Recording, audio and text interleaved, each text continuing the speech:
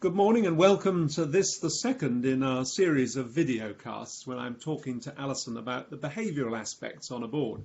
And today we're going to talk about biases within a group. Now, whether we like it or not, as individuals, we all harbour our own biases. That is, our inclinations to act in a particular way. And in this current climate, we're very much being encouraged to confront these biases.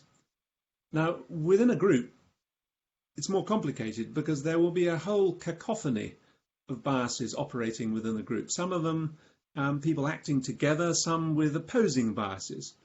And I'm just wondering and interested to hear from you, Ali, about how a chairperson can manage that operating within a group to positive effect.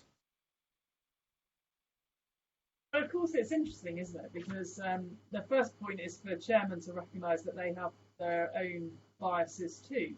But let's sort of start at a kind of slightly higher level and think about the fact that as human beings, we are all hardwired to relate more easily, and we're attracted to people who are similar to us. The more similar someone is to me, the more likely I am to be attracted to that person and find them easy to relate to.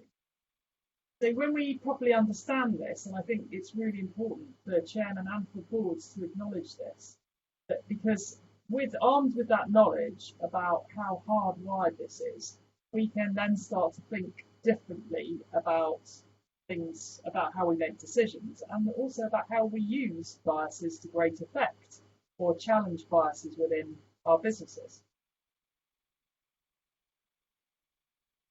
Yeah, I mean, you and I have observed within boards, cliques within a board, whether that's around, experience or how long they've been on the board, as well as obviously, biases around gender, possibly even race. How can a chairman more easily manage those and direct those biases to positive effect? Of course, what we really want in a boardroom is we want diversity. So diversity, we know, brings more creativity, and it also reduces the sort of opportunity for conflict, if you like, as long as it's well managed. Because of course, the downside of diverse thinking and a lot of different options available to us is that you need a good process to help decisions get made and good facilitation. So come back to the chair's role. But if we start from the point that realising that we're absolutely hardwired to the idea of sameness, then we can start to think about how we can deal with that differently. So the chair's job is first and foremost to remain independent and to be a really effective facilitator. So acknowledging a bias, really important that the chair is able to help groups who appear to be thinking and talking about things in a very same way, either whether it's from an experience or knowledge or expertise. So if the chairman identifies that subgroups within the board are beginning to form, and that subgroup appears to be driven by sameness in some sort of shape, fashion or form, and starts to see the same ideas and opinions coming out perhaps in slightly different forms, then that's a sort of sense of a group bias that is then being even further flawed by confirmation bias. So you often see it happening in a group, that the group will start with an idea, someone else in the group will build on that idea, but actually when you look at it through an objective lens, there's a sort of sense of agreement starts to generate quite quickly. And what that tells you is that the thinking in the group is not sufficiently creative or sufficiently diverse. So in acknowledging or identifying that, then the chair's job is really to think, okay, let me see if I can get that acknowledgement, and then encourage the group to explore from a different and more diverse perspective or a different angle. That can be done by identifying someone in the group who perhaps hasn't been speaking and might have a different opinion. It can be done by asking people to consider things from an alternative perspective. It can be done by asking the group to park that solution or that idea, and then encouraging them to think and stretch their ideas into a different place. Tolerance is the word that springs to mind, that members of a board need to develop if they don't already have it. What do you mean by tolerance?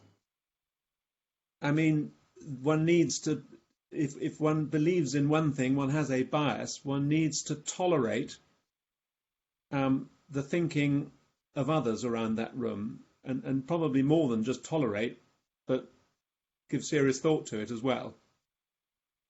Yeah, I think you're really talking about the idea that we like to feel that we know, so knowing is a very comfortable place to be, and not knowing is a very uncomfortable place to be. So that sense of uncertainty, we once we start to feel uncertain, we often then feel slightly anxious about what the solution might be. So becoming comfortable with the concept of not knowing is really important, and particularly around topics that are very difficult to solve. So at the moment, I think the topic of gender diversity or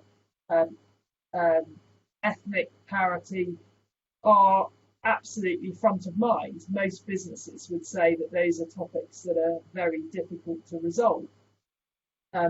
What I find fascinating about diversity is that once we accept that we are hardwired to sameness, but we find it very hard to believe that there's a problem with me. So you will hear people say, "I'm not racist. I want gender equality at work. I want diversity and creativity in the boardroom." And yet, when you look at the facts of what's actually happening, the rhetoric doesn't match the facts.